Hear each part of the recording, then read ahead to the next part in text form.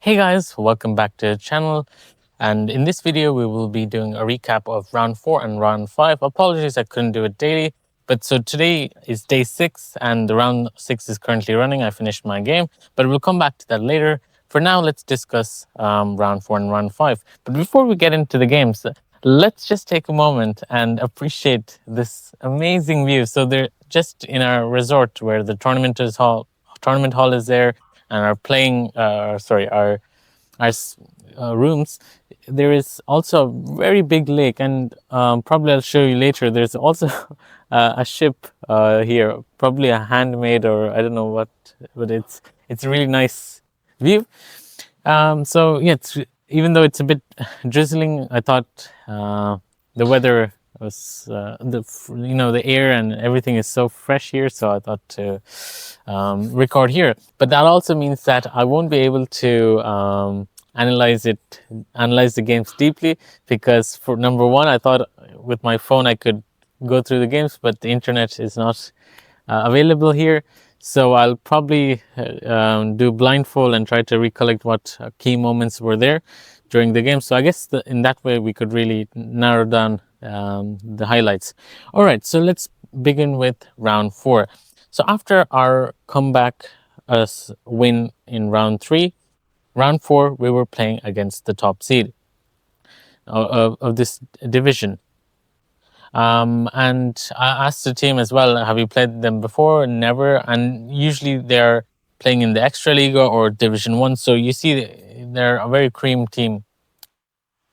And so the pairings were like this. So Jacob was playing with an IM with the black pieces. I was playing with an IM2 with the white pieces. Alicia was playing, I'm not sure, maybe with an FM. And then it was Damian, Tigran, and then Trisha. So Stanislav rested today after his amazing tactic. And if you haven't watched it, please check out round 3 recap. It's just amazing tactic he found. So that was our composition, and that's the team we were facing. I think Jacob was slightly less rating than him, and I was against my opponent, Michal Luch. I was the favorite. I mean, slight rating. I was ahead with the white pieces, and I think overall, I think the top boards, well, there was a mix of rating differences, so it was a very close fight in general. So coming to the games, so the first game I believe which finished was Jacob's game, board 1.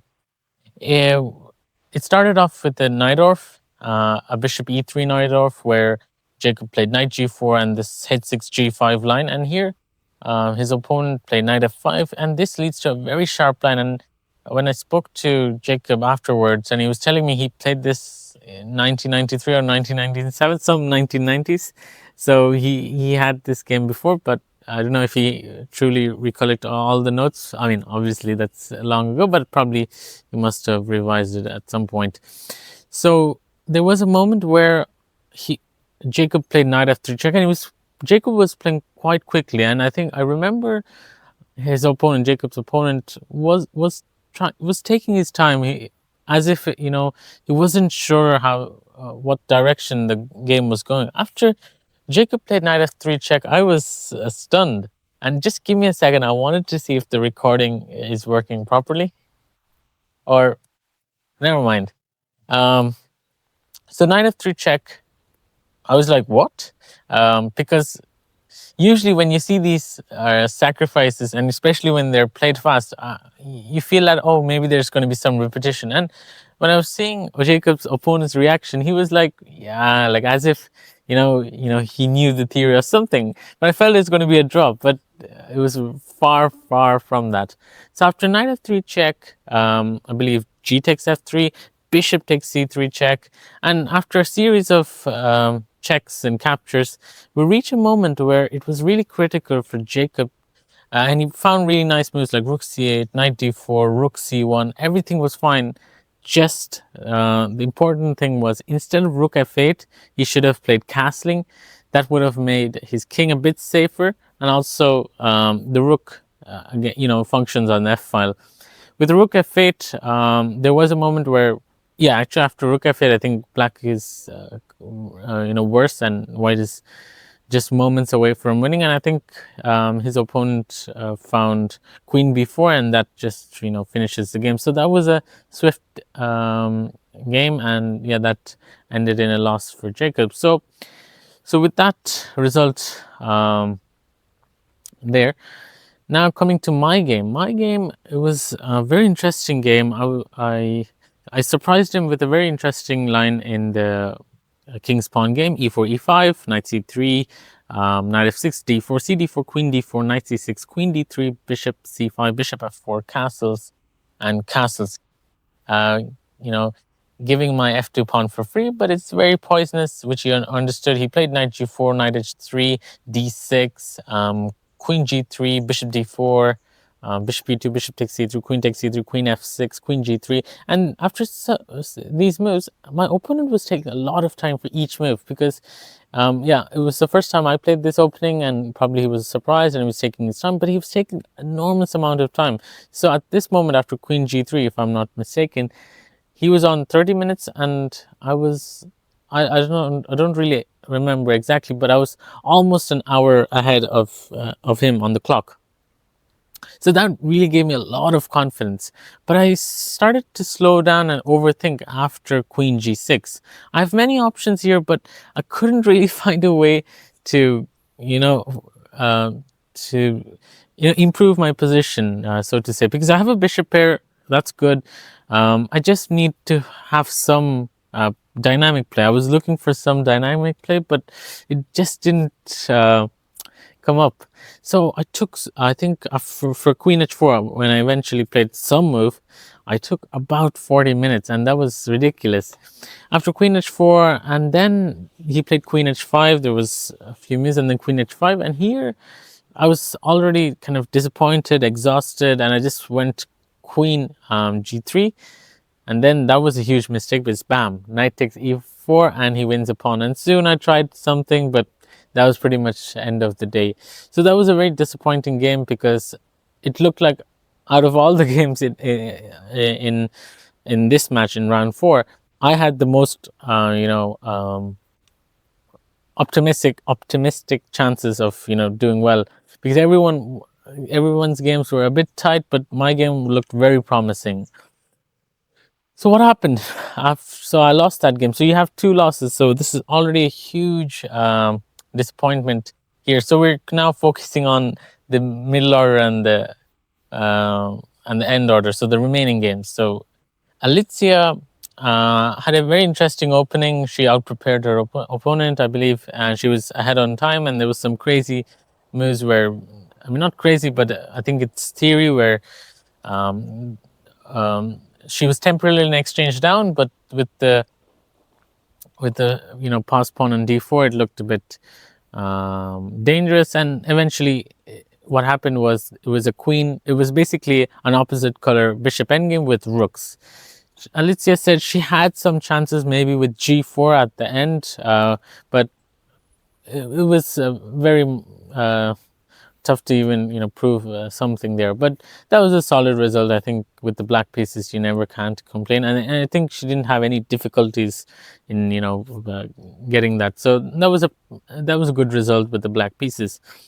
After that, then Damian, I thought he so it was I don't really remember the opening, but it looked like a very Sveshnikov like structure, where again it was opposite color bishops, but here we had all the major pieces: queen, 2 rooks, and bishops, and I think there were 5 or 6 pawns each.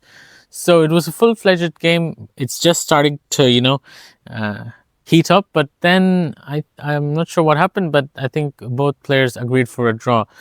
So maybe that could have been our chance to kind of come back, but still it's an equal position. But Damian might have had chances, especially with g3, king g2, f4, and because f7 pawn is the focal point here.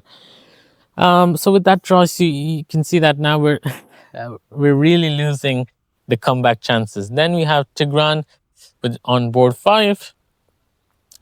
He had some initiative in the late middle game, where his rook was on the first rank, Yeah, and it looked scary for a bit, but then I think he retreated back or exchanged one rook. I don't remember exactly, but that really spoiled his chances of winning.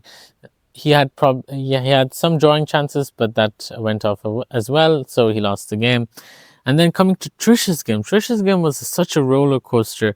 So Trisha had a slightly okay position in the opening, but then her opponent Barbara, she had played amazingly well in the middle game. She was able to play knight e4, knight f6, keep the rooks on the e file, and have, enormous pressure on the e3, g3, and f2 pawns. But then Trisha slowly consolidated and made things clear and simplified.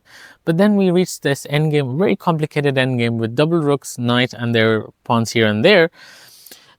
It was equal till a certain moment, but then things went messy when both of them finished their 40th move, and then they even finished their extra time, the second time control. Their chaos happened. So Trisha, from an equal balanced position, she was an exchange down with an extra pawn, and it looked like it was still a draw, but then there was a very critical moment, or where I should say the last moment, where Trisha had a draw was rook just take the pawn on a7, but she played g8 equals the queen, and here I think king takes g8, knight e7, king h7, knight takes, king takes, but still this position was a draw. Trisha basically had to play king f3 instead of a rook move, because that allowed king g4. So king f3, and it's still a draw, but it might be really hard to defend, but it's technically a draw. So with that, we had a what was the score? So we had 2 draws and remaining loss. So it was, can't really think now. It's a 5-1 basically. The score was 5-1. Very disappointing result. And it's, and I think it's, we didn't, well, we kind of expected this because they're the strongest. So, if anything goes bad, if anything happens, it really goes to extreme ends. We either lose very badly or win miraculously. So that was round 5 for you. So we eventually lost the match, and this was a setback again, but we thought, okay, the worst is over. We played with the top seed. Now we're just going to focus on playing teams, almost our rating, and then we'll try to strike against them. So that was round 4. So that was 2 days before. Now coming to round 5.